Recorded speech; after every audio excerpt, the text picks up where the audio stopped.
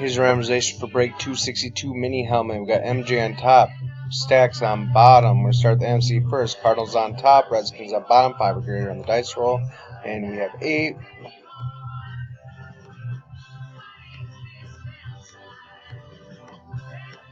Final round. We have Hawks on top, Falcons on bottom.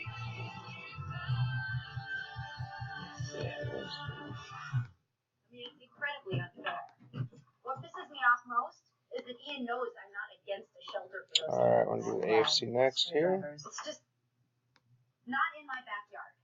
There. I fucking said it and I didn't catch on fire. The thing is, when you're screwing something hard, here comes some rich jerk-off who's worried that his view is going to be spoiled by a bunch of homeless people. And it's just satisfying.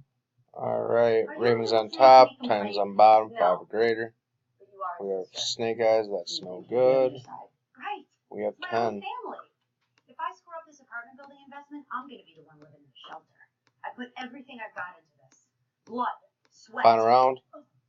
Chiefs on top, Browns on bottom. Good luck, everyone.